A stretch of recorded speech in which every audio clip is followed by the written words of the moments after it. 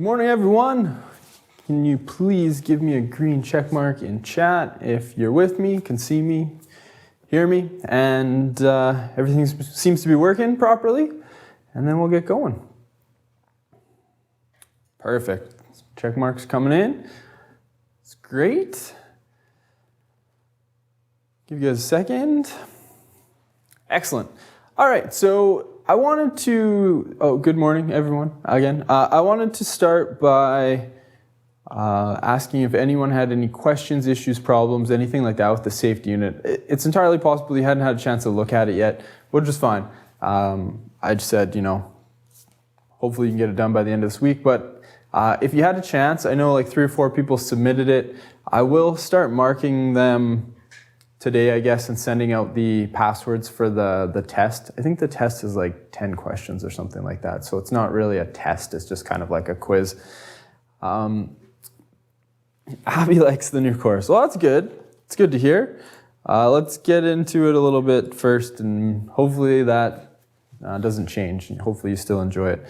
It has more of a kind of a textbooky course feel to it, which is kind of good. So yeah, if you hadn't had a chance to go through the safety unit, I'm going to ask that we get it submitted before, well, it's submitted on Friday, so that gives you Thursday and Friday to get it in. And then I will send out passwords over the weekend. And then we have Family Day on Monday, and then on Tuesday we have a professional development day for the teachers. So all the teachers in the district are going to be at Kelowna Secondary learning about the new curriculum that's coming out. So I won't see you again until Wednesday next week. And then on Thursday we're going to OC. Very busy time. So if we can get the safety unit learning guide in for Friday, I can get you the test password over the weekend, and you can write the test either on the weekend or the Monday or the Tuesday. So I'm hoping you guys can have that safety unit out of the way by next Wednesday. So that gives you kind of a week to get the test, which is only a few questions, and the learning guide done. And remember, the idea here wasn't to kind of beat you guys up with safety and say, you need to know this and be safe. It's more of an introduction to the course, how things are going to go, what the reading is going to look like, answering questions from the reading, things of that nature. So it's just a small little warm-up to what we're going to hopefully get into today. So I don't see anybody typing in some questions or anything like that. Yeah, Abby, so for Unit 1 lessons will work with me. We're going to start into the biology today. Nobody seems to have any questions on the safety stuff, and I don't foresee there being very many difficulties there. So what we're going to do today is we're going to start biology. We're going to start talking about biomes. And then we are going to spend some time on that. I mean, I'm only going to see you guys I guess we have class today, and then we'll have class next Wednesday. And that'll be it for like 2 weeks. We'll only have 2 classes just because of the Pro D days and the holidays and everything. So we're going to kind of ease into it and do that. So I'm just going to jump right into the biology. The learning guide I did mention was 32 or 4 pages long.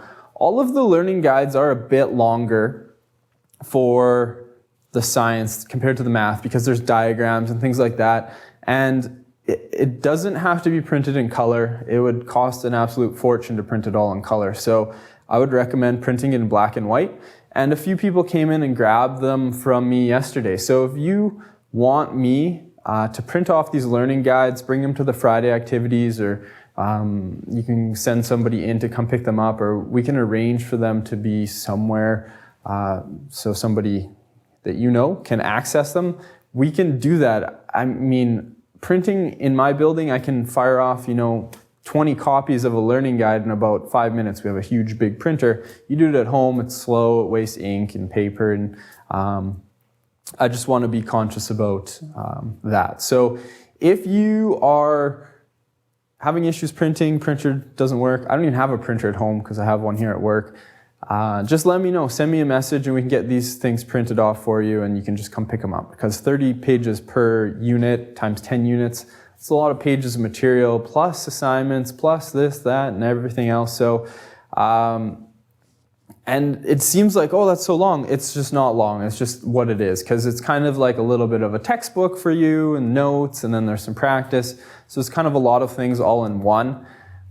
So that's the problem we run into. How long are we going to take? We're going to take, I don't know, probably about Unit 1, at least 3 weeks, because the first 2 weeks we only have 2 classes. So we'll be doing this stuff probably till the end of February, just depending on how far we get and things like that. Just kind of worked out a slow start to the semester. So what I'm going to do is, in the course, in Unit 1, Biology, there's a Unit 1 Learning Guide, which is PDF, and it is a few pages long, 30 pages or so, and basically when you get in here, hopefully you have this printed. If you don't, it's not the end of the world. You can go through it on your own after or watch the video later. But you'll see it says section 1.1 notes, and then it tells you about the Eden project and a bunch of other things, and then there's some diagrams here. What is a biome? And there's some blanks that need to be filled in, and then it's talking about the different levels. And so what I'm going to do is I'm going to go through these notes with you. So we're going to do the notes together.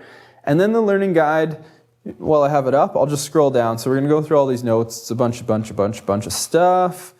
And then we're going to get down through all of these notes. And then at the very end of the notes, this one's a little bit longer than normal. At the end of all the notes, there are some like practice questions, true, false sort of stuff, kind of like the safety guide you guys did. It asks you to make a climatograph. So as we're going through the notes, we're going to maybe jump to the end of the learning guide to do some of the practice. So it says 1.1 practice on biomes. So there's a note section, which we'll go through together. And then there's a practice section, which you're going to go through on your own, or sometimes we'll go through it together in class. So what we're going to hopefully do today is we are going to talk about the biomes, and then we're going to get into the climatograph stuff, which is what I have up here behind me. You don't need to know about it yet or anything. And then it asks you to plot this information. So that's kind of where I hope to end today. So again, the learning guides are kind of broken into sort of 2 parts. You have a note section, which we will go through together. I'll go through it kind of behind me with PowerPoint. And then you guys can fill in the blanks as we go, ask questions, and then there's going to be a bit of practice as well. And then every once in a while I'll throw in an assignment, and I'll give you guys notice on that and time, stuff like that. But I don't think we'll get to an assignment probably for a couple more days. So if you had those printed off, that would be awesome. If you don't, no big deal. Could I come in today to get the learning guide and formula sheet? Yeah, for sure. And if you are coming in, just let me know, because I can have it printed off before you get here, so you don't have to wait for me to find it and then print it. But if you just show up, that's fine as well. I mean, you just might have to wait a minute for me to print it off. So if you're in the neighborhood and you're like, hey, we're getting really close to the end of Unit 1, maybe I'll just stop by and grab Unit 2. Or if you're going to come to one of our Friday activities, we could just give it to you then. Things like that. So we could make it happen. What should we have done for this week? You need to have the safety unit done, the safety unit learning guide done for, we'll say for Thursday or Friday. That gives you a couple days. And then the safety unit test should be done before the next class, which is next Wednesday. So we don't have a long, so we do have a long time. Yeah, we have a pretty fancy photocopy machine here in our building, which can print lots of stuff. All right, so if you don't have this up, it's all good. You can just kind of go along with us, but I'm going to go through some information on the biomes. And the first unit is based on the biomes of the world. And in your data booklet, this map exists, and it has a breakdown of all the different biomes that you need to know about. And the biome section can get a bit tricky because you don't necessarily need to know like facts about all the biomes, but you should be able to compare the biomes. So why is a permanent ice biome a permanent ice biome, and why isn't it a tundra biome? So yeah, there are 8. We'll talk about them all, and we'll just get into it. Yeah, it's on the formula sheet. That is in the data booklet or the formula sheet. So the book starts, as well as the course, it starts talking about Project Eden, and that's this picture here on the right. So Project Eden is in the UK, and this is an old abandoned mine. You can see that, I'll get my cursor up here, perfect. These are all little cars. So this is how big this place is. It's huge. And they've enclosed a mine with these big kind of, I don't know, it's kind of like a giant bubble sort of thing here. And basically they've created an ecosystem, an environment in these big bubbles that are kind of closed off from the outside world. So it's in the UK, but they have a tropical rainforest and they have like a savanna. And I noticed Alex is talking about plains in chat, which is, we'll call grasslands plains, the same thing. So it's pretty cool. But it's not nearly as cool as this other option here. I don't know why they didn't put it in. So on the right side of your screen, this is called Biosphere. And this was an experiment. It's actually in Arizona. And what they did was they created this environment. And you can see it's quite large. I'll show you a picture of inside in a second. But they created an environment and they completely sealed it off from the outside world. And what they did was they wanted to know if they could put humans in and lock them off from the outside world, and if they could survive by creating their own sources of food, like agriculture, if the plants in there could produce enough oxygen for them to survive and not die. And some really interesting things happened. They actually went in, I think it was 95 or 96. They went in, here's a picture of the inside, one of those big things. So you can see some people there. And that's how big it is. It's huge on the inside. So this is kind of the agricultural area. It's kind of like Hunger Games without the killing. Although, really interesting thing happened, the people kind of got really angry. So the first time they ran this experiment, it was called Biosphere 1. They put 8 people in this environment for 2 years, sealed it from the outside world. And these people lived there, they lost a bunch of weight. Really interesting things happened to their bodies and metabolisms because they, instead of eating really high calorie foods, everything they were eating was, something they had to grow. So they couldn't produce, there was no sort of synthetic foods or anything. They couldn't use pesticides because that would be stuck in this ecosystem and they would, get really sick as a result. So it lasted for 2 years. The people stayed in. They found that the environment couldn't produce enough oxygen to sustain them, so they had to pump a little bit of oxygen in. It was kind of controversial. They didn't tell anyone. They were running this experiment and they pretended like it was all good. And they were pumping in oxygen and lots of really cool things happened. It has its own coral reef, it has an ocean, it has a rainforest. It was pretty interesting sort of thing.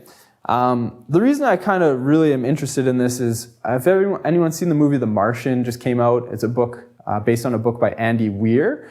Anyone read The Martian? That was one of the best books I've read in a long time.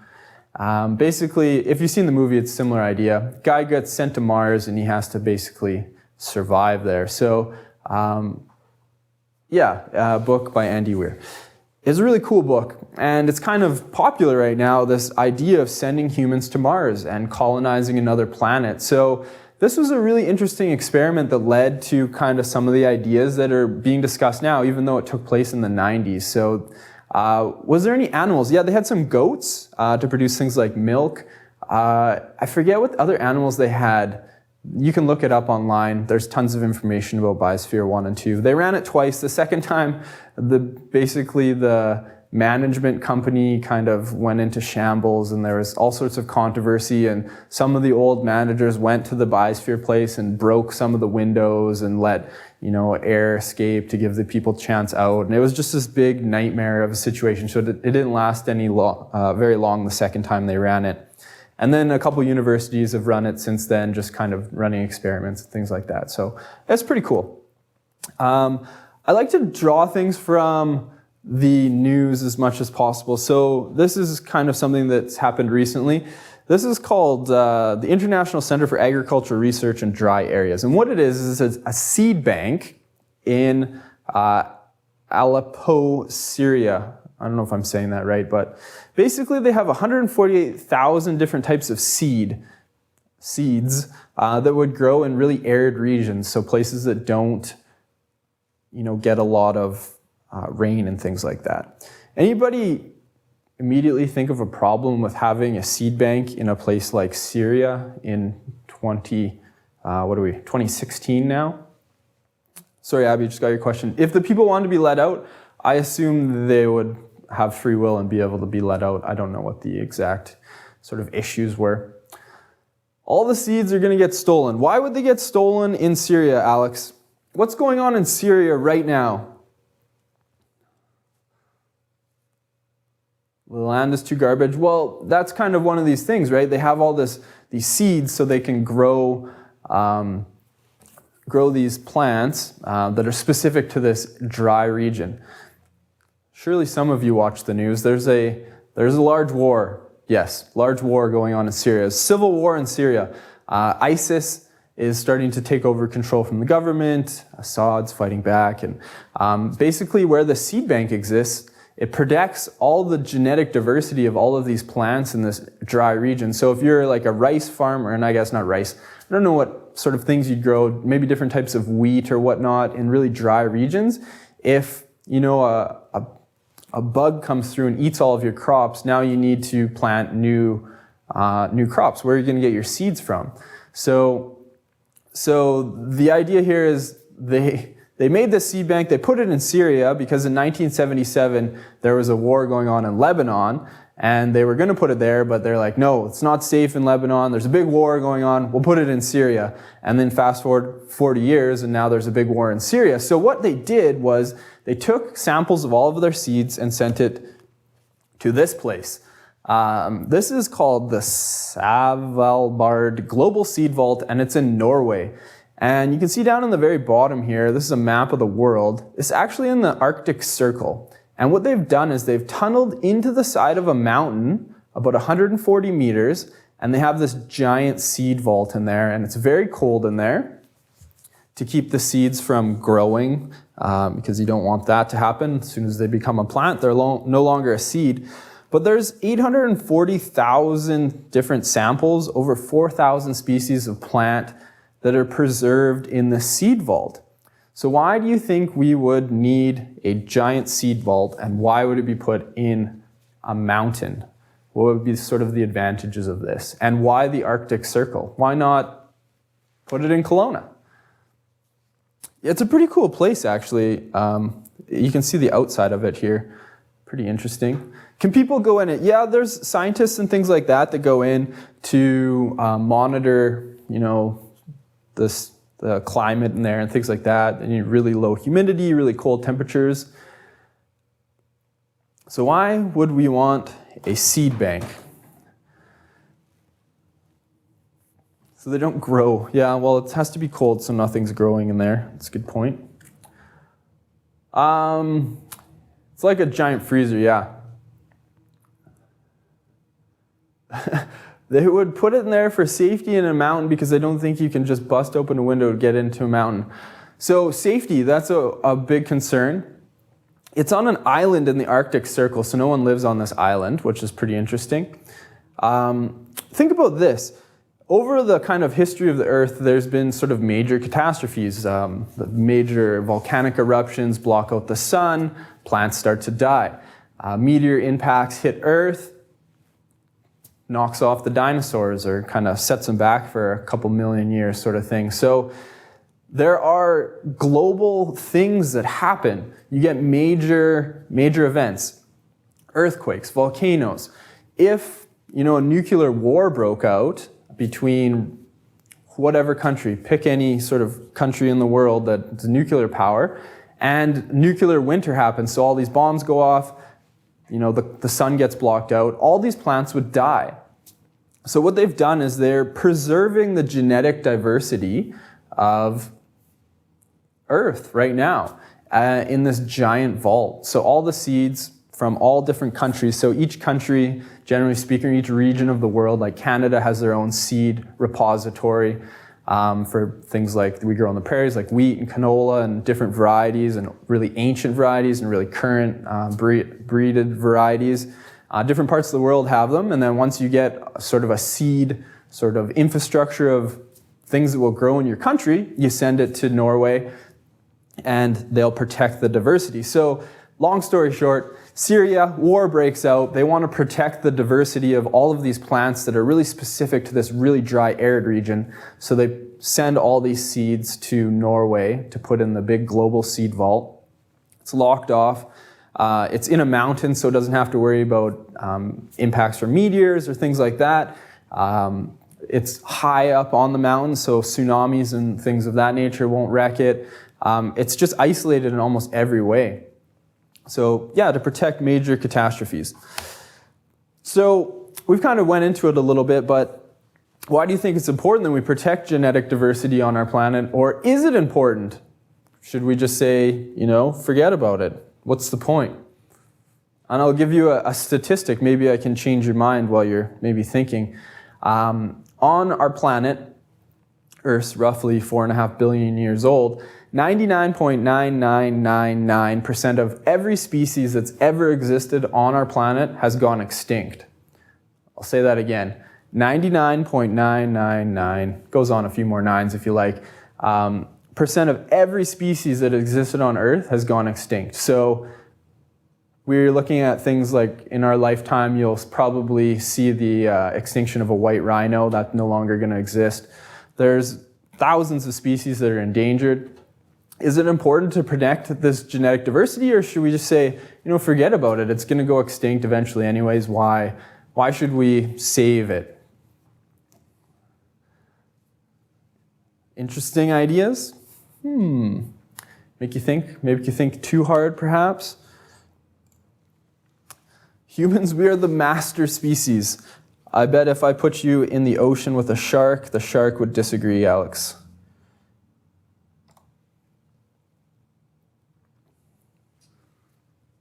I see a few people typing, so I'll give you a second. Because we will just end up with genetically modified blobs. Yeah, they're talking about growing meat in test tubes, so you won't have to raise a cow to kill it and to eat its meat. You just grow the meat in the lab. Why not?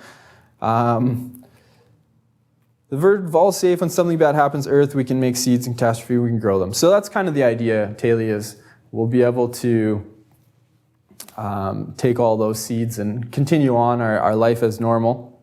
Zombie apocalypse or whatever. On boats, yeah. Or I'll put you in the jungle, Alex, and we'll see how you feel about a tiger stalking you or something like that. So we like to think we're at the top of the food chain, but we definitely aren't unless we have technology with us. So there you go. Some things to think about. So maybe something you didn't know before. And this kind of gets into what we're going to talk about for the next few days is biomes. So this goes in conjunction with your notes. There's some fill in the blanks sort of stuff you can do along the way. I don't unfortunately have the blanks underlined, but I'm pretty sure there's biotic and abiotic are two important things. And I apologize for putting so much text up on the screen. I'm normally not a fan of having PowerPoints with a ton of text, but I wanted to keep it really similar to what you guys are going to see in the learning guide. So, yeah, I just wanted to kind of mimic what you guys will see in terms of copying notes down. So if you have your learning guide with you, you could start filling it out. If you don't, you can always go back later. And this is just right out of the text that's built into the course. So biosphere, we use the word bio meaning living. So we have a biosphere, a biome, a biology. These are all studies of living things.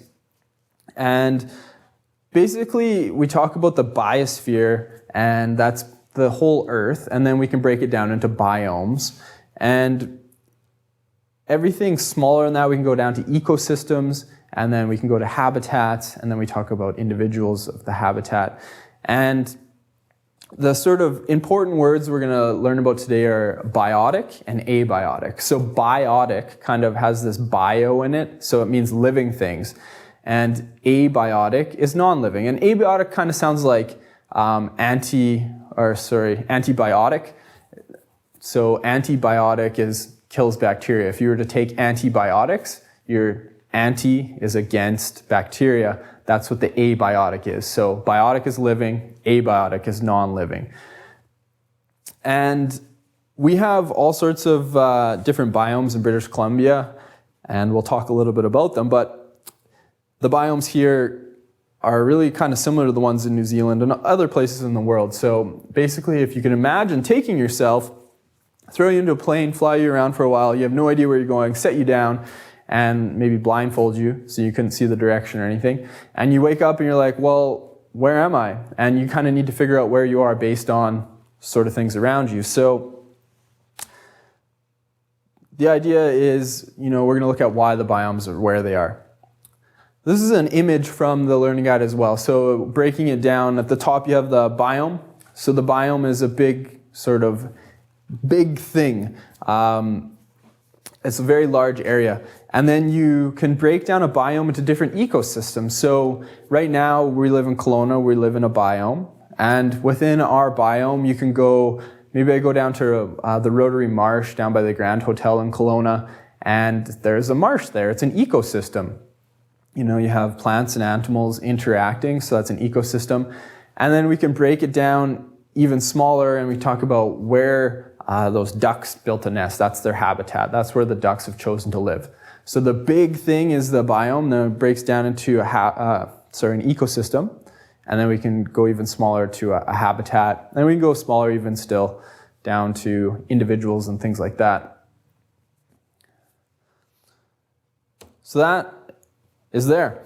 These are the biomes we're going to talk about, and it gets mentioned a little bit later, but they're very sort of different biomes depending on who you ask. Depends how you're defining what a biome is. So we talk about these 8, and there are many others, but for the purposes of this class, the test, the provincial exam, that idea, we're going to just only talk about 8. And one thing I should also mention is when you kind of read them, you have desert, grassland, permanent ice, temperate, deciduous forest, temperate rainforest, tropical rainforest, and tundra. These are all terrestrial biomes. So a large majority of things that start food chains and food webs on our planet happen in the oceans. The oceans are kind of their own environment. Every biome that we talk about within Science 10 is all terrestrial, so land-based. So we're not going to talk about the oceans. That's not this class. So here's a map. This is on your data booklet. And just in chat, why or how are we defining the biomes? Why are the biomes where they are? I think if we imagine where we are, we're Kelowna right here. And Kelowna is a pretty cool place because we have really unique climate here. We're technically found in a boreal forest, but this desert here that extends up from Mexico all the way up through the United States, we're actually at the northern tip of it. So Oliver Osoyoos is considered a semi-arid desert, and we're just kind of at the very extreme north tip of this desert that extends up. And we have a ton of different sort of biomes within Canada, and specifically to our area, we have a bunch as well.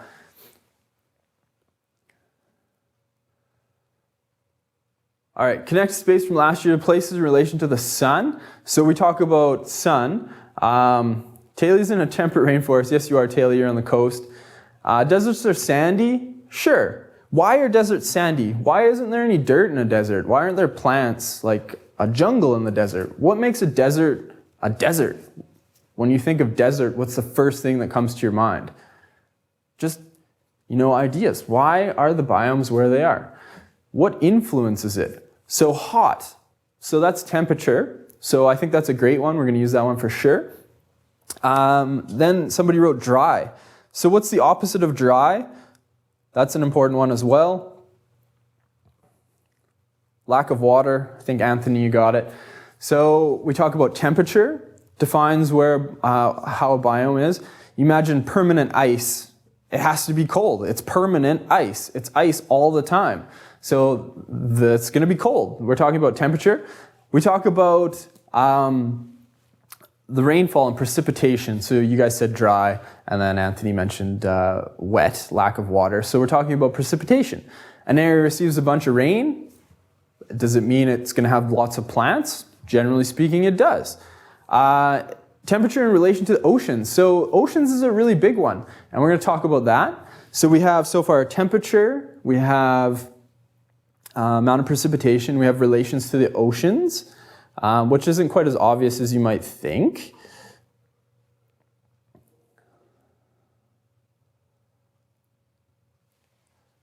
What else do we have? Temperature, precipitation, relation to an ocean. Maybe I'll go back to the map here. What do you notice about, well, I guess these kind of lines maybe give it away, but this dark green is the tropical rainforest. And most of the tropical rainforests are found within this sort of central area. And why are all the rainforests here? Why isn't there permanent ice right here in the middle? What do we think about that? I think, Abby, you just got a really good one. Mountains and valleys, for example. Yeah, we're in a valley, so I'm going to extend your idea a little bit further. Abby, I'm going to talk about elevation. So how high you are. Why are there no plants growing on the top of Mount Everest or any mountain that's over about 3,000 meters? Why is there no plants there? Why can't plants grow? Elevation plays a huge role. I think that's a pretty good start. We're going to look at a bunch of different reasons, but I think we are on the right track in a roundabout way, which is good. So I'm just going to jump in here. It's too cold, and Abby, you nailed it. Oxygen. If you see pictures of mountain climbers that climb these 8,000 meter peaks, like Everest is 8,881 meters, they take bottles of oxygen with them. There's no oxygen up there. What do plants need to survive? Well, they need carbon dioxide, a little bit of oxygen. There isn't any up there. Literally, it's called the death zone for a reason, because you just can't survive there. If I stuck you up above 8,000 meters and gave you as much food and water as you could ever consume, you would die. There's not enough oxygen to sustain life at that elevation. You can't catch on fire. Well, when you're packing oxygen tanks, you can. So we got temperature, we got precipitation. One that we kind of missed was latitude. That's what I was trying to refer to. So we'll talk about what that means. Elevation, ocean currents. So we got all of these, which is great. And the big two are temperature and precipitation. When we talk about precipitation, we're not specifically talking about rainfall, but we can also talk about snow, mist, fog. There's ocean environments that exist only because there's kind of like a fog that rolls in each day. So these are all abiotic factors. We talked about biotic being living things. These are abiotic. Rain isn't living.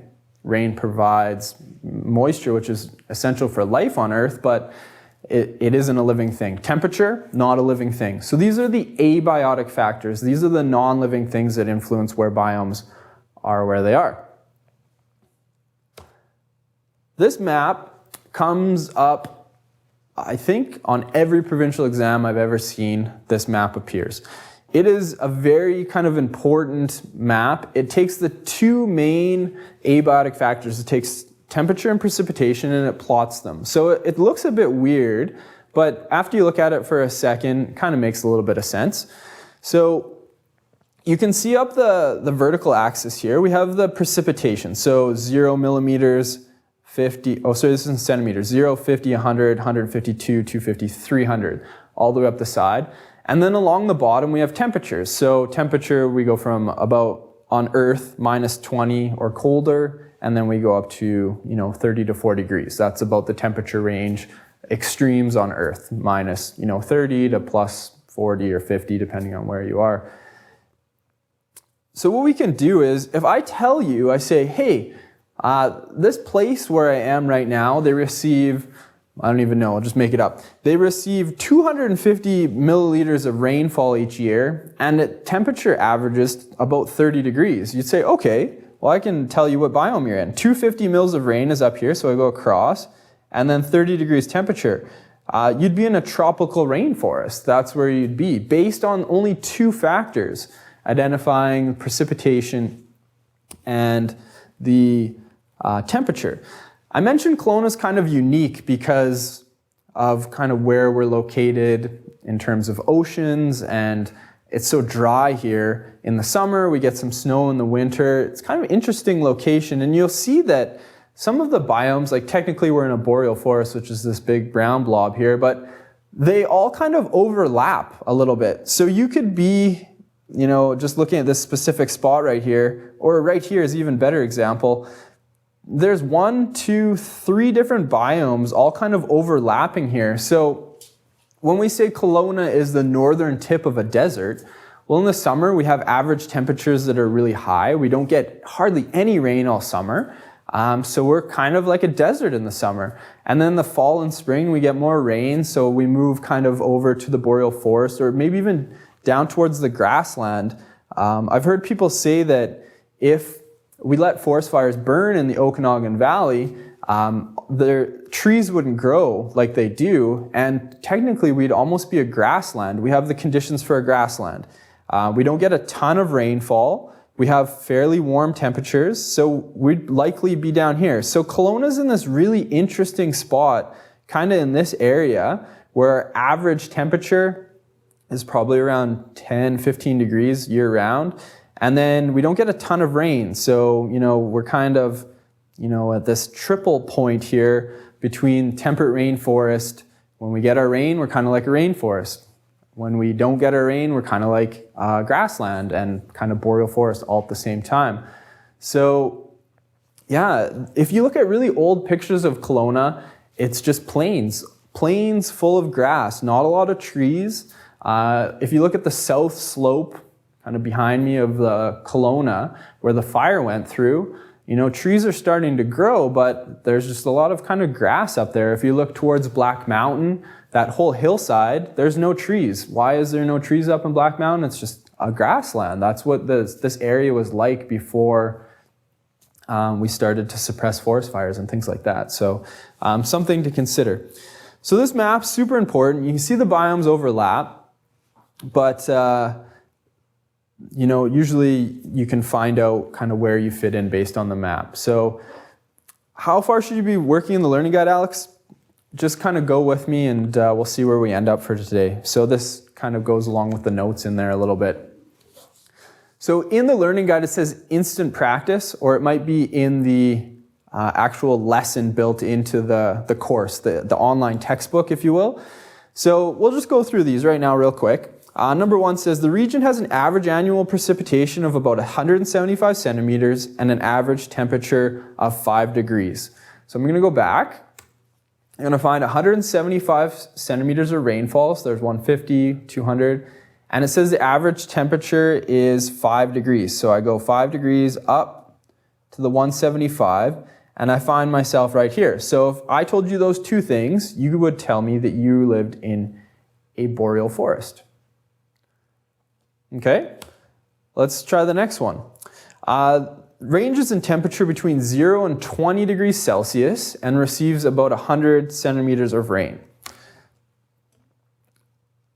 So 100 centimeters of rain and from 0 to 20. So if I go to that 100 centimeters, 0 to 20, that's referring to this kind of light green here, which is a temperate deciduous forest.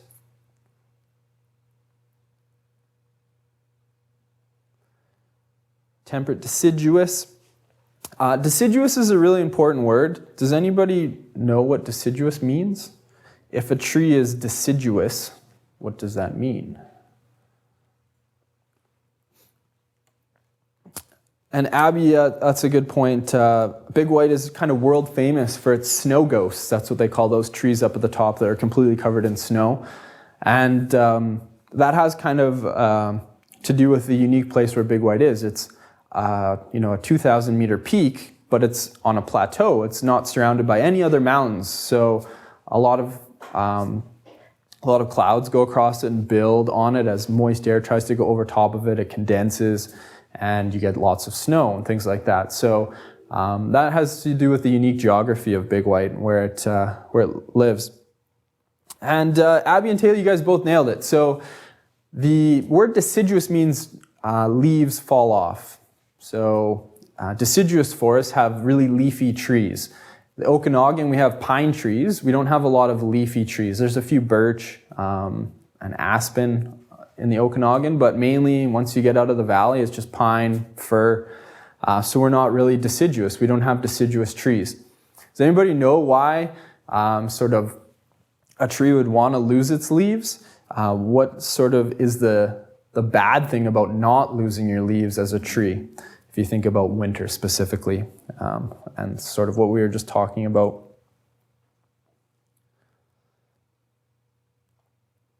So it's important to lose your leaves because if you keep them,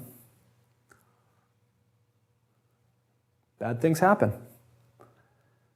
There is some evidence to say that the cold temperatures that those areas receive, it would be hard to sustain life. Yeah, that's one.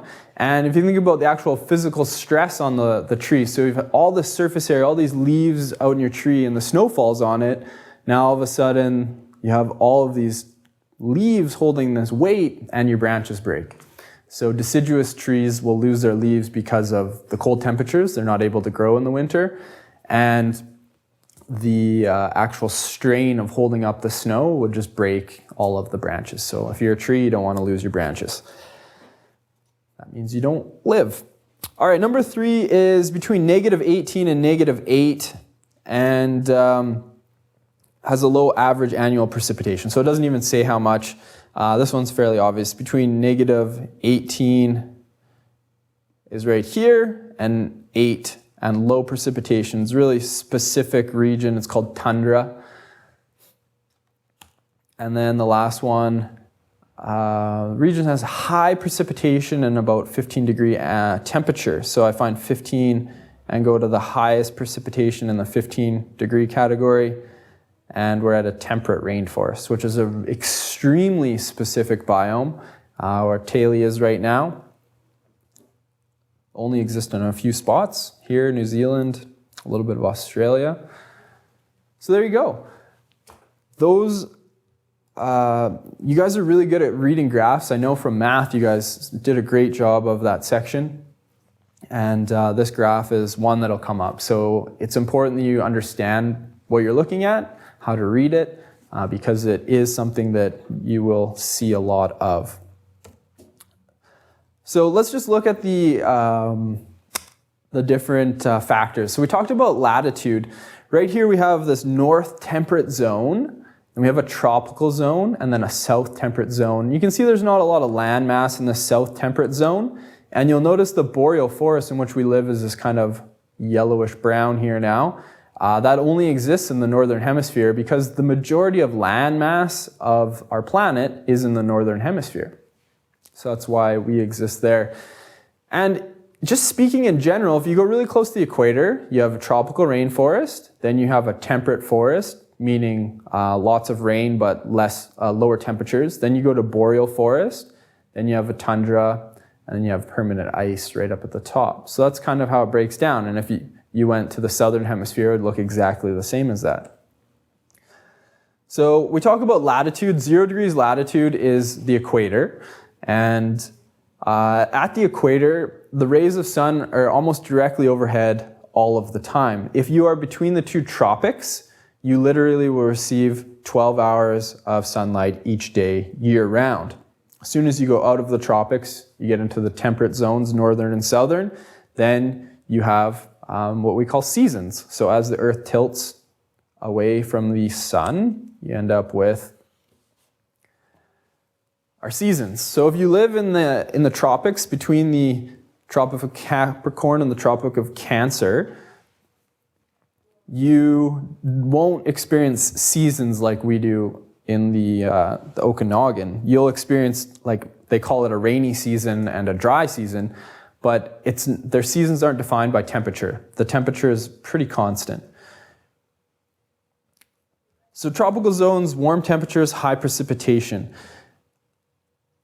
There is really a lot of precipitation. All the rainforests are here because the sun's rays are hitting the oceans almost all the time. That water needs to evaporate. It rises, and then once it goes over land, it cools and falls, and they get lots of rain.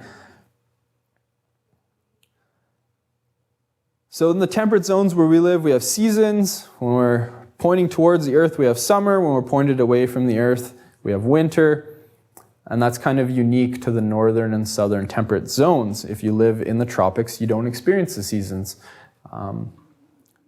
like you do in those other zones. Yeah, that's a good, interesting point. If you were to live in Thailand, which is a tropical rainforest, you have a rainy season, and it literally just like, they call it the monsoons. It just rains and rains and rains and rains, and it just never stops. And even in sort of like drier places, you'll end up with like rain every day. So it'd be really hot, dry in the mornings, and then it'll rain in the afternoon. So there's things like that that happen as well. So latitude affects precipitation. Just finishing off the latitude notes. So at the equator, you get all this heat produced from the sun. The sun is always directly overhead and evaporates a lot of the moisture at in the oceans there. It rises, cools, falls back to Earth over the land where it's a little bit cooler.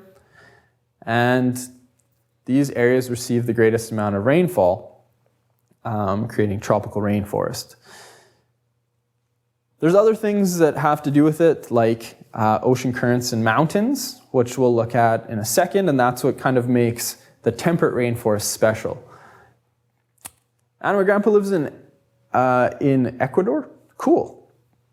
Winter is 26 to 28 degrees Celsius. Yeah, that's why as Canadians we travel to Mexico and the Caribbean in the winter, because it's our winter, but there it's nice. And obviously the seasons in the southern hemisphere are opposite. So if you were to celebrate like Christmas in Australia, it's the middle of their summer. So we think, oh, Christmas, snowy, winter wonderland and all that around December. And then if you were to live in the southern hemisphere, Australia, you don't experience snow. That's their summer. It's hot, like 40 degrees, and they don't have the sort of wintry ideas that we have of Christmas. So elevation is a really important thing, and I did mention a little bit, we talked about Mount Everest being 8,000 meters high, and nothing grows up there because there's not enough oxygen, there's not enough carbon dioxide. The air is so thin, the molecules are so spaced out. It's literally called the death zone once you get above 7,000 meters. Because you end up with just conditions that nothing can grow in. I shouldn't say nothing. Some things like bacteria and things like really small things can survive, but they don't choose to grow there. This is, if you've ever driven from Vancouver to Kelowna, you've experienced this sort of thing before. If you're in the Fraser Valley, if you imagine leaving Hope. So you're at the Fraser River, it's about to empty into the ocean, so you're really low in terms of elevation. And then you drive through Hope, or you don't, maybe you just continue on Highway 1, but all around the highway there's these big deciduous trees. There's lots of leafy trees there on either side of the highway. And they have these really, big trees with leaves. And then you get a little bit higher, so you're driving up past Hope, and then you get sort of climbing the mountains. And you'll see that the trees change from these leafy, deciduous type trees into a more a conifer type trees. So you have your pines and your firs, your spruces. And then you get really, really high. So you don't get to drive at an extreme elevation, but the Pennask summit's about 1,800 meters. The mountain peaks, like the coast mountains, they have these really sheer faces. They're covered in snow all winter. You get avalanches, take all this dirt away. Nothing grows there because they're 2,000 meters or above. You don't have a lot of things to grow. And you end up with this kind of, we call it tundra. It's not necessarily tundra. Just nothing lives there. And then you get even higher. So in North America, even, we don't have a ton of really high peaks. Most mountains around Kelowna are, max out just over 2,000 meters. But elsewhere in the world, we have peaks that are up to 8,000 meters. The major mountain ranges like the Andes, Himalayas, and nothing can grow up there just because there's no nutrients, there's no atmosphere to speak of that will sustain life. So there's no heat, it gets very cold. I was hiking this summer just outside of Pemberton, kind of think like down by Whistler area. And it was the middle of summer. I kid you not, it was August. Me and my friends were hiking over this mountain pass to get into a place called the Stein Valley. And it was snowing on us in the middle of summer, like the hottest time of year. The middle of our summer in August, we're up above 2,000 meters and it was snowing. Atmosphere is very thin up there, hard to breathe, and you can get snow year round when you get over a certain elevation because there's not a lot of heat retained in the atmosphere and it's just cold. So elevation plays a huge role. We had rain jackets, that was it. It wasn't fun. It was warm out. It was still like 15 degrees, but it was snowing. Highest permanent settlement known, La Riconda. I assume that's probably in the Andes. That's not sounding like a place outside of the. Sounds like Alberta. Oh, Mason, are you from Alberta?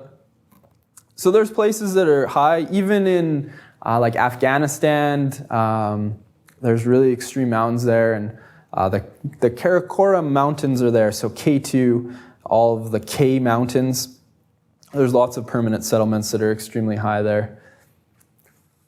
Ocean currents is another one, and one thing that I want you to get straight in your mind is students sometimes think, oh, if you're next to an ocean, you're going to get a lot of rain, because we live in British Columbia, and we look at Seattle, we look at Vancouver, we look all the way up to Prince Rupert, all the way up the coast, all the way up to Alaska, and you think, oh, you're next to an ocean, you get rain, because that's what we're used to. The closer you get to the lower mainland, the more rain you get. You live in Seattle, you get lots of rain. Oregon coast, tons of rain. But what happens when you go a little bit further south? I'm going to kind of jump back to my map of all of my biomes here. I don't like that one. Let's go back a little further. Here we go. So we have this temperate rainforest here along the BC coast. But when we get down a little bit further, we have a little bit of grassland. And then right here, we have a desert. So if you think about places like Los Angeles, Cabo San Lucas, Mexico, these places are on an ocean, but they don't receive rainfall. So what is special about where we live is we have an ocean current, and we have a jet stream driven by that ocean current that blasts weather systems at us. So we get tons of rain because we have a jet stream and we have an ocean current off of our coast. If you live down in Los Angeles or Cabo, Mexico, all the way down like Puerto Vallarta, Acapulco down here in Mexico, these places are right on the ocean, but they're desert. They don't receive hardly any rainfall. So just because you live next to an ocean doesn't automatically equal rainfall. Africa's a really great example of this. Look at how big this north coast of Africa is here. And you'll notice there is no rainfall here. This is complete desert, Sahara Desert all the way through the center of Africa.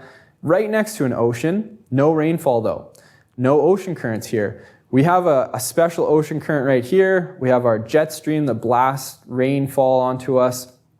You get between the tropics here, and it's a little bit different story, but basically we receive the rainfall we do because of the ocean current off of our coast. So that's what's special about these temperate rainforests. We're really cold. So northern British Columbia, Prince Rupert, these would be really cold areas. They're very high, they're far away from the equator, but they don't receive, they receive a ton of rainfall, so it keeps them nice and warm because there's an ocean current there to protect them. So that's why we are a temperate rainforest on our coast.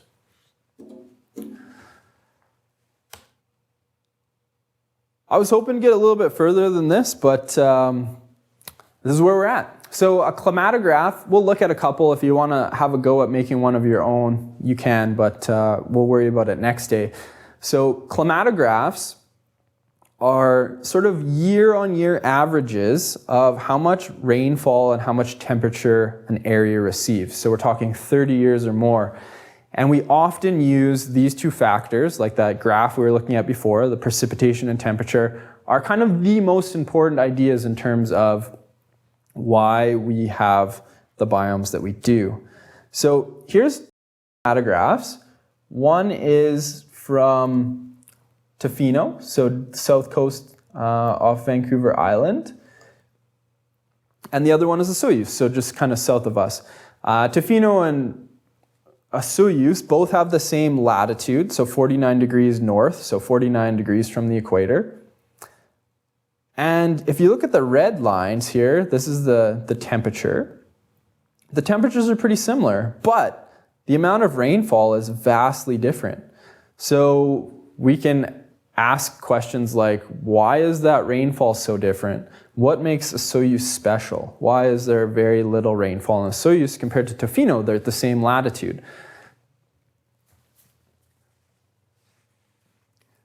When students make climatographs, or even when they read them, it's really important to remember that the bars, they're blue, and if you think about it, it's kind of like rain filling up like a cylinder or something like that. So as the rain falls, it kind of fills it up. And these blue bars are the rainfall. So if I'm interested in reading the rainfall, you can see on the right side here I have average temperature, and on the left side I have precipitation.